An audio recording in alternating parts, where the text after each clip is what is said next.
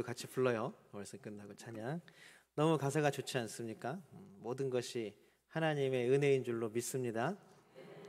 내가 열심히 해서 내가 잘나서 되어진 줄로 알았는데 그게 아니라 뒤돌아보니까 다 하나님의 은혜였음을 고백하는 우리의 삶이 되기를 소망합니다.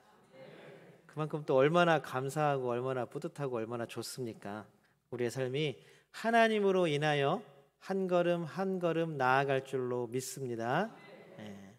오늘 너무나 감사해요. 또 우리 청상모 목사님 또 오랜만에 예배, 제가 부임하고 나서 청상모 목사님 교회 처음 오신 것 같아요. 너무 감사하고 너무나 또 사랑하고 축복합니다. 여러분들 만나면 꼭 인사해 주세요.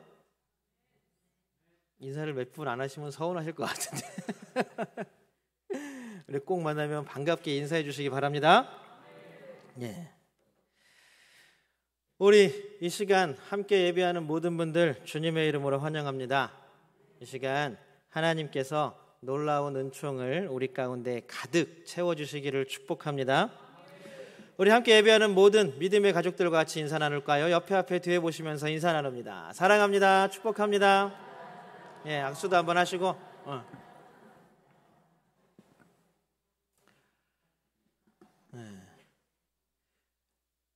이제 인사는 제가 조금씩 길어지고 있어요. 괜찮습니다. 우리가 만나서 반갑게 인사하는 것, 또 사랑을 나누는 것, 은혜를 나누는 것, 이게 정말 교회 가운데 필요한 줄로 믿습니다.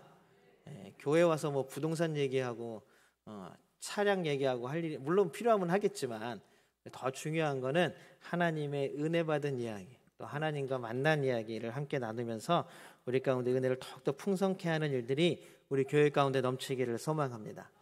우리 그런 마음으로 하나님께 믿음의 고백 올려드립니다. 우리 두 손을 하늘을 향해 번쩍 들고 믿음의 고백 하나님께 올려드립니다. 하나님 주었습니다. 감사합니다. 사랑합니다. 하나님이 하시면 무엇이든지 다 이루어집니다. 하나님 주었습니다. 감사합니다. 사랑합니다. 하나님이 하시면 무엇이든지 다 이루어집니다. 아멘. 하나님께 영광의 박수 올려드립니다.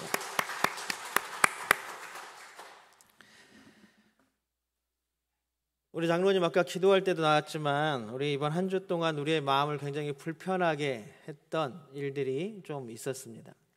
불편한 걸 넘어서 우리를 참 아프고 슬프게 했던 일들이었겠죠. 첫 번째는 많은 사람들이 이렇게 주목하지 않은 사건이었습니다. 경상북도 봉화에 아연을 채굴하는 아연 광산이 있다 그래요. 그 광산이 무너져 내리면서 그 광산에서 작업하던 두 사람의 광부가 그 갱도에 갇혀버렸습니다. 그게 10월 26일에 있었던 일인데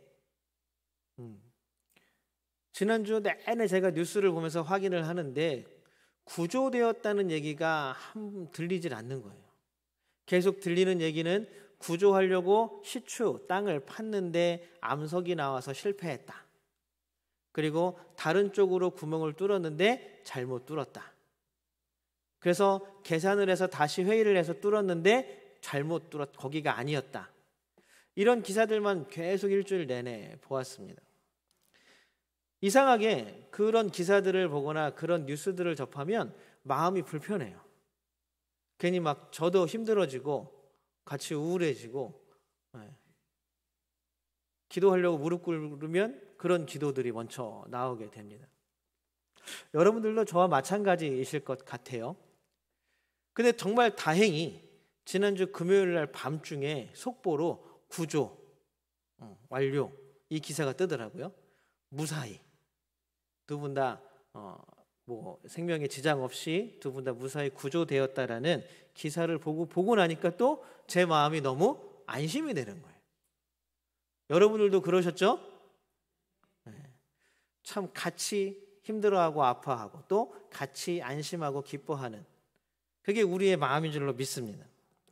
두 번째는 우리 장로님 아까 기도하셨던 것처럼 서울 이태원에서 일어났던 참사입니다. 그쪽에 용산제일교회가 있어서 저도 몇 번 그 길을 올라가 본 적이 있어요. 저희 서울로에 있을 때 용산제일교회가 큰 교회라서 거기서 막 강습회도 하고 했거든요. 몇 번 다닌 적이 있었는데 좁아요. 좁던 어쨌든 젊은 사람들이 한꺼번에 모였던 어쨌든 참 소중한 생명들이 그 자리에서 159명이나 쓰러져 갔습니다. 그 기사를 제가 지난주 토요일 날 설교 준비를 하는 밤중에 인터넷에서 뉴스 속보로 확 뜨는 걸 보고 갑자기 숨이 턱 막히는 걸 느꼈어요. 아마 저뿐만이 아니라 모든 사람들이 다 그랬겠죠. 그 기사를 접하는 모든 사람들이 다 막 그 숨을 못 쉴 만큼 힘들고 아픈 기분을 느끼셨을 것입니다. 이 사건, 이 참사 때문에 전 국민, 아니 그걸 넘어서 전 세계가 다들 슬퍼하고 아파하고 애도하고 있습니다. 죽은 사람들을 향한 깊은 슬픔을 느끼는 것은 아마 보통 사람들의 일반적인 감정인 것 같습니다. 어떤 인터뷰 기사를 보니까요, 그 기사를 보자마자, 그 뉴스에 그 기사가 뜨자마자 갑자기 막 눈물이 막 쏟아지더라 라는 인터뷰를 했던 분도 제가 보았습니다. 근데 엄밀히 따지고 보면 우리 동네도 아니잖아요. 여기 서울 이태원까지 엄청 멀거든요. 멀어요. 그리고 사실은 우리하고 일면식도 없는 사람들입니다. 혹시 제가 죄송한 말씀이지만 혹시 오늘 예배드리는 분들 중에 지인이나 아시는 분들이 혹시 피해를 당하시거나 희생을 당하신 분들이 있으면 이 부분은 감안해서 들어주시기 바랍니다. 그러니까 그들이 잘못했다는 게 아니라 어떻게 생각하면 우리하고 어떤 얼굴 일면식도 없는 사람이고 이름도 잘 모르는 사람들이잖아요. 그런데도 우리는 그런 기사를 보면 슬픔과 아픔과 애통함을 함께 느끼게 됩니다. 그래서 아파하고 슬퍼하고 차려진 분향소에 가서 눈물을 흘리고 또 우리는 시간 날 때마다 그들의 영혼을 위해서 남겨진 가족들을 위해서 기도하는 것 아니겠습니까? 우리 금요기도회 때도 우리가 그 참사를 통해서 가족들을 위로해달라고 함께 기도했었죠.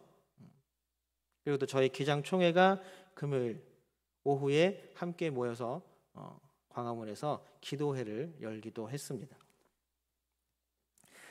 자, 그렇다면 알지도 못하는 사람, 얼굴도 한번 본 적 없는 사람, 이름도 모르는 사람이 그런 일을 당했는데 왜 우리까지도 아프고 슬픈 감정을 느껴야 하고 왜 또 우리도 어쩔 때에는 감정이 격해져서 눈물을 흘려야 하는가? 여러분들 그 이유를 생각해 보신 적 있으십니까? 그 이유는 바로 우리 인간만이 가지고 있는 공감의 능력 때문이라고 합니다. 공감이란 말은 어떤 한 사람이 느끼는 감정을 다른 사람들도 함께 나누어 가지는, 똑같이 느끼는 것을 공감이라고 합니다. 그래서 요즘에는요, 공감을 느낌이라고 얘기 안 하고요, 요새는 공감을 능력이라고 이야기를 합니다. 공감이라는 게 너무나 소중해져서. 예전에는 다 그랬거든요. 근데 요즘에 시간이 갈수록 과학이 발전되고 사회가 발전될수록 이 공감 능력이 떨어지고 부족한 것이 사회의 문제를 일으키고 있지 않습니까? 그래서 공감을 느낌이 아니라 이제는 공감을 능력이라고까지 부르는 시기가 되었습니다. 아무쪼록 우리는 공감하는 능력이 더욱더 풍성하게지기를 주님의 이름으로 소망합니다. 슬픈 사람 앞에 가서 같이 슬퍼해야 하잖아요. 슬픈 사람 앞에 가서 막 웃고 춤추고 그러면 어떻게 돼요? 네? 근데 아주 적절한 단어를 사용하신 분이 계신데 맞아요. 그리고 또 기뻐하는 사람 앞에 가서 엉엉 통곡하고 막 혼자 기뻐하고 즐거워하고 있는데 막 엉엉 통곡하고 막 울고 눈물 흘리면 어떻게 돼요? 관계가 끊어지죠. 왕따 당해요. 왜 그러냐면 그런 사람들을 일컬어서 뭐라 그러냐면 공감 능력이 떨어지는 사람이라고 얘기를 하는 것입니다. 정말로 공감 능력이 있는 사람은 슬픈 사람 앞에 가서는 함께 슬퍼하고 기뻐하는 사람 앞에 가서는 함께 기뻐하는 사람입니다. 어떻게 생각하면 굉장히 쉬운 일이죠. 그러나 마음이 하는 일이기 때문에 결코 그렇게 쉬운 일만은 아닌 것 같습니다. 그래서 우리나라 말에 이런 말들이 있죠. 슬픔은 나누면 반이 되고 기쁨은 나누면 배가 된다. 그래서 기쁜 일은 계속 이야기하고 나누고 슬픈 일은 또 가서 같이 위로하고 같이 아파하는 일들이 우리가 살아가는 세상인 것 같습니다. 우리도 이런 공감 능력에 동참하는 또 공감 능력을 발휘하는 그리스도인들이 되시기를 주님의 이름으로 소망합니다. 공감 능력이란 것은 또 우리가 종교적으로 보면 다른 종교들도 마찬가지겠지만 특별히 우리 그리스도교를 보면 기독교를 보면 하나님이 주신 능력이라는 것을 분명히 우리는 알 수가 있습니다. 또한 이 공감 능력이라는 것은 예수님 닮은 성품의 발현, 그러니까 나타나는 거죠. 예수님 닮은 성품이 발현되는 게 바로 공감 능력입니다. 나타나는 게 공감 능력이라는 말입니다. 우리 마가복음 1장 41절, 우리 본문으로 삼은 본문에 앞에 나와 있는 이야기를 한번 살펴보겠습니다. 마가복음 1장 41절입니다. 같이 한번 읽겠습니다. 시작. 예수께서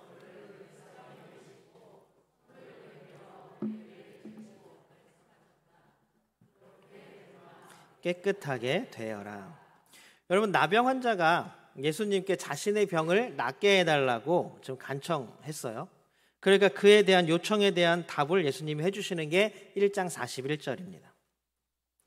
어떻게 보면 우리가 아까 얘기했던 공감 능력과 함께 합쳐서 보면 예수님이 누구에게? 나병 환자에게 공감하시는 장면이에요.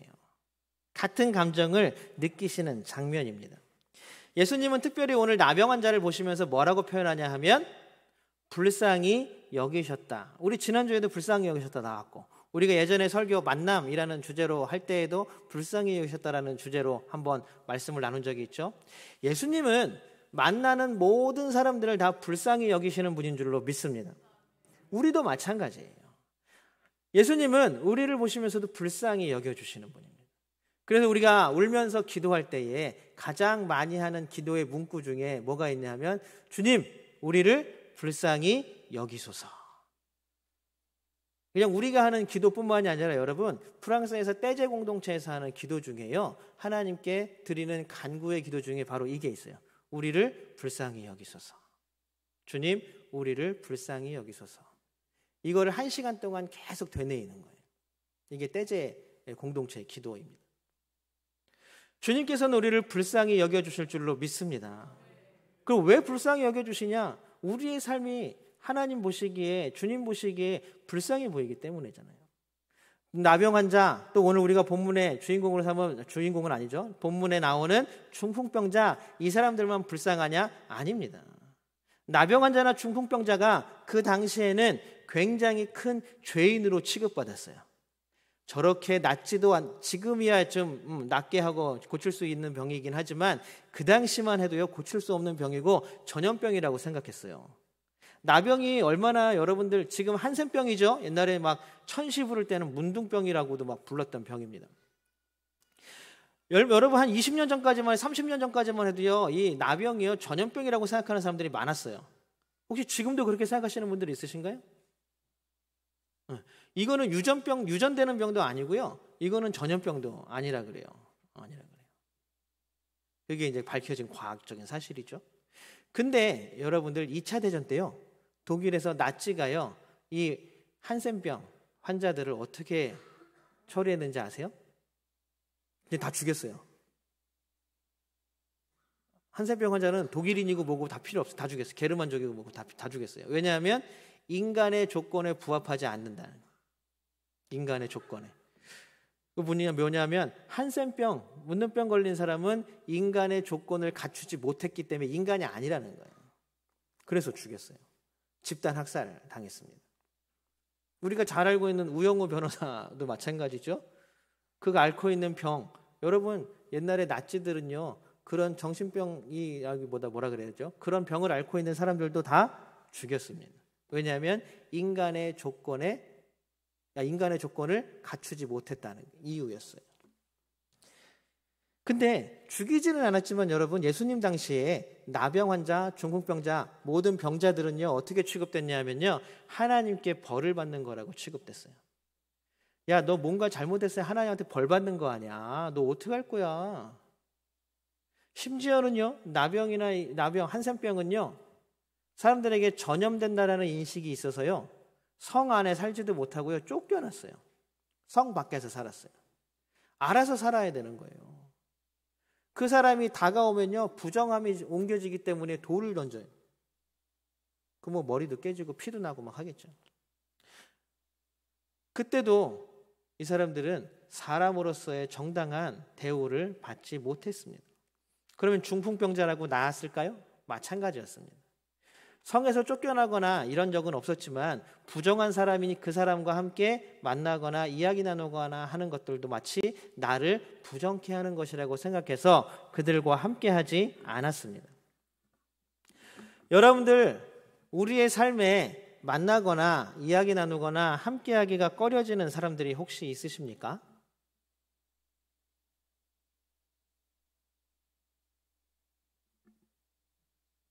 지금 이렇게 뭔가 딱 대답하면 뭔가 드러내야 될 것 같고, 그렇죠. 일단 마음에 그 대답을 각자 담아두시고, 오늘 예수님께서는 이 나병 환자에 대해서 뭐라고 말씀하시냐면 불쌍히 여기시사라는, 바로 이 말이 공감하는 말이다라는 것입니다. 왜 그러냐? 오늘 불쌍히 여기다는 말은 스플랑크 니조마이라는 단어, 헬라어 단어를 사용합니다. 근데 사실 이 단어가 옛날 개역 성경, 우리 어렸을 때 보던 개역 성경에는요, 뭐라고 번역되어 있냐면 민망히 여기사. 여러분들 기억나시나요? 민망히 여기사라는 말로 번역이 되어 있어요. 근데 개역 개정으로 다시 되면서 이 단어를 다시 번역했는데 뭐라고 번역했냐면 불쌍히 여기사. 새 번역도 마찬가지. 근데 이제 공동 번역에서는 안타깝게 여기사 이렇게 번역됐어요. 근데 사실 이 스플랑크 니조마이라는 단어를 직역하면 뭐가 되냐면 창자가 끊어질 듯이 아프다라는 뜻이에요. 그러니까 불쌍이라는 단어, 안타깝다는 단어로 그 뜻을 정말 담을 수가 없는 거예요. 내 창자, 저 아픈 사람, 저 나병 한센병 환자를 보니까 야, 내 창자가 끊어지는 것처럼 아파. 예수님이요, 우리를 바라보시면서요, 야, 너를 보니까 내 창자가 끊어지듯이 아파. 이 세상 가운데에서 아픔과 슬픔과 고난과 고통 가운데 살아가고 있는 우리들의 마음 가운데, 우리들의 상황과 형편 가운데 예수님께서 공감해 주신다는 겁니다. 내가 느끼는 감정을, 내가 느끼는 아픔을, 내가 느끼는 고통과 고난을 누구도, 예수님도 함께 느끼고 공감하고 계신다는 얘기입니다. 그것을 한글 성경은 불쌍히 여기사라고 번역하고 있는 것이죠. 그 나병 환자에게 예수님은 완전히 공감하셨다라는 것입니다. 예수님께서 가버나움 집에 들어가셨습니다. 수많은 사람들이 예수님의 이름을 듣고 막 몰려들었어요. 그러니 그 집안에는 꽃이 밖에도 사람들이 너무나 많이 몰려 있었습니다. 그런데 여기 특이한 사람들의 집단이 나타나요. 네 사람이 오는데 남자예요. 헬라어는 사람이라는 표현에 남자인지 여자인지를 구분하는 의미가 있어요. 남자. 4명의 남자가 와요. 4명의 남자가 어떻게 오냐 하면 중풍병자를 들쳐매고 와요. 우리가 예전에 성경 공부 같은 거 하면 막 그림에 무슨 중풍병자가 누워있는 침대를 막 들고 오는 장면 기억나시나요? 비성경적이에요. 뭐냐면 성경에는 그런 말이 없어요. 성경에는 그냥 들쳐매다, 아가메논이라는 단어만 딱 사용하고 있어요. 4사람이 그냥 들쳐맸다라는 단어만 사용하고 있는 거예요. 어떻게 들쳐맸을까라는 것들은 사실은 우리한테 중요한 문제는 아닙니다. 우리에게 중요한 것은 이 중풍병자를 4사람이 들쳐매고 누구에게 왔다? 예수님에게 왔다는 게 중요한 겁니다. 혼자 질병을 이겨내야 하고 자신은 부정한 사람이라 자신이 함께 이야기하거나 만지는 사람들도 다 부정하게 된다라고 여기며 홀로 그 아픔과 고난과 고통을 다 감당해야 했던 이 중풍병자에게 누가 있었냐 하면 그들을 데리고 예수님 앞으로 나아올 수 있는 4명의 사람들이 있었다는 겁니다. 여러분 놀랍지 않으십니까? 성경은요, 이 4명의 사람이 가족인지 친구인지 아니면 일당받고 일하는 아르바이트생인지 전혀 나오지 않아요. 이야기하잖아요. 단지 뭐라고만 얘기하냐면 4명의 사람들이라고 표현합니다. 4명의 사람들. 이 4명의 사람들이 예수님 앞으로 이 중풍병자를 메고 들고 왔다라는 얘기는 뭐냐 하면 분명히 이 4명의 사람들이 지금 중풍병에 걸려서 아파하고 힘들어하는 이 사람을 예수님께 데리고 가면 어떻게 된다? 낫는다라는 믿음이 있었어요. 그러니까 5절에서 예수님이 말씀하시잖아요. 너희들의 믿음을 보시고, 그 병자의 믿음이 아니라 이 병자를 들쳐매고 온 4명의 믿음을 보고 그 병자를 고쳐준다는 거예요. 이 병자들도 그런 마음이 있기 때문에, 그리고 이 병자가 안쓰럽고 불쌍하고 안타깝고 하는 마음, 공감하는 마음이 있었기 때문에 이들을 들쳐매고 오지 않았을까요? 놀라운 일이지 않습니까? 여러분들은 묻겠습니다. 여러분들은 이런 4명의 사람들이 있으십니까? 내가 아프고 힘들 때 나에게 공감해주고 나를 생명의 길로 인도해주고 나를 들쳐매고 예수님께로 나올 수 있는 사람이 있으십니까? 그럼 반대로 묻겠습니다. 여러분들은 누군가에게 그 4명이 되어주실 수 있으십니까? 아니 4명도 없고 4명도 되기 싫고 이러면 어떻게 해요?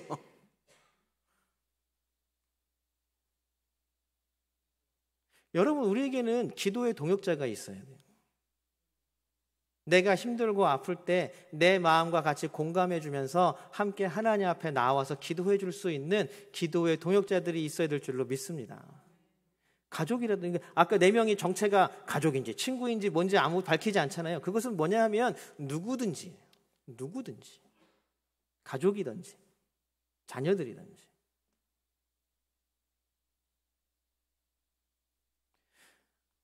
우리에게 정말로 우리의 마음과 함께 공감해주며 함께 기도해 줄 수 있는 동역자들이 생기기를 주님의 이름으로 소망합니다.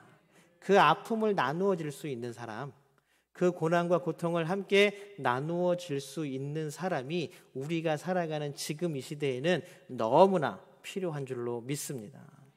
주님만 바라보고 가지요. 물론 그럴 수 있지만요, 우리가 살아가는 세상은요, 하나님은 공동체로서 우리를 부르십니다. 우리를 구원하시기 위해서 우리를 개별적으로 부르셨지만 그 개별적으로 부르신 사람들을 모아서 공동체를 만드시는 분이 주님이신 줄로 믿습니다. 그러면 또 반대로 우리는 또한 누군가에게 그 사람에게 공감해주고 그 사람을 들쳐매고 생명의 길로 갈 수 있는 4명이 되어야 할 줄로 믿습니다. 꼭 4명이 딱 끊어져야 된다는 건 아니에요. 상징적인 의미죠. 그러면 이 공감하는 마음의 그 근저에는 공감할 수 있는 능력, 공감 능력을 가질 수 있는 그 근저에 있는 힘은 무엇인가? 요한복음 3장 16절이 너무나 잘 알려주고 있습니다. 우리 같이 한번 볼까요? 우리 요한복음 3장 16절입니다. 새 번역입니다. 같이 읽겠습니다. 시작. 하나님께서 세상을 이처럼 사랑하셔서요. 우리를 사랑하시기 때문에 공감하시는 거예요. 여러분, 공감 능력의 가장 큰 힘은 사랑입니다. 여러분, 자녀들 생각해 보세요. 자녀들이 아프면 어때요?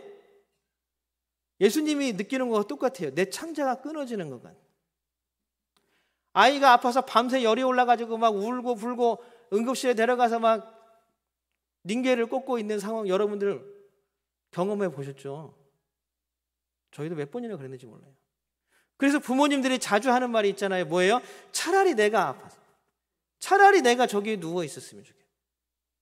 이번에 이태원 참사 때도 마찬가지예요. 부모들이 하는 얘기가 그거예요. 차라리 내가 저기에 누워 있었으면 좋겠다. 부모만 왜 사랑하니까, 그 마음에 공감할 수 있으니까 그렇다라는 말입니다.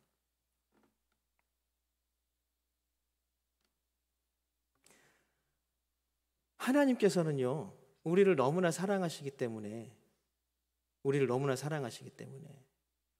마음에 공감하시기 때문에 예수를 그리스도로 이 땅에 보내신 줄로 믿습니다. 그것을 믿는 것, 그것이 바로 우리의 믿음인 줄로 믿습니다. 그러면 이 생명의 길로 우리도 아직 그 생명의 길에 들어서지 못한 사람들을 메고 들쳐매고 와야 하지 않겠습니까? 사랑한다면. 우리의 사랑하는 가족들과 우리의 자녀들과 우리의 이웃들과 우리의 동료들, 우리 함께 예배드렸지만 지금은 자리에 없는 우리의 성도들, 여러분, 우리가 사랑한다고 이야기하려면 중풍병자를 들쳐매고 온 4명과 같이 그들을 메고 하나님 앞으로, 예수님 앞으로 나와야 하지 않겠습니까? 나에게 4명이 있는 것도 정말 중요하고 소중한 일입니다. 그러기 위해서 뭐가 있냐면 교회가 있는 거예요. 그래서 교회는요, 누구든지 기도의 제목을 내면요, 그 사람의 아픔에 공감하고 그 사람의 기쁨에 공감하여서 그 사람과 함께 기도하는 공동체가 바로 교회가 되어야 합니다. 그래서 교회는요, 슬픈 사람들을 위로하고 격려하고 세워주는 일이 바로 교회에서 일어나야 할 일인 줄로 믿습니다. 그리고요, 그건 우리가 하는, 그 다음 아직 생명의 길을 찾지 못한 우리가 너무나 사랑하는 사람들을 우리가 함께 들쳐매고 예수님 앞으로 나와야 하지 않겠습니까? 우리 4절 말씀 한번 같이 읽어보겠습니다. 4절입니다. 같이 한번 읽겠습니다. 시작. 무리 때문에 예수께로 데리고 갈 수 없어서 예수가 계신 곳 위에 지붕을 걷어내고 구멍을 뚫어서 중풍병 환자가 누워있는 자리를 달아내렸다. 뭘 얘기하고 싶으냐 하면요, 공감하는 마음이 있어서 그래서 중풍병자를 데리고 왔어요. 근데 왔는데 벽에 부딪혔습니다. 누구의 벽에 부딪혔냐면 사람들의 벽에 부딪혔어요. 저 같았으면 야, 오늘은 날이 아닌가 봐, 다음에 올까? 여러분 같았으면 어떻게 하셨겠어요? 다음에 오자, 다음에 또 기회가 있겠지.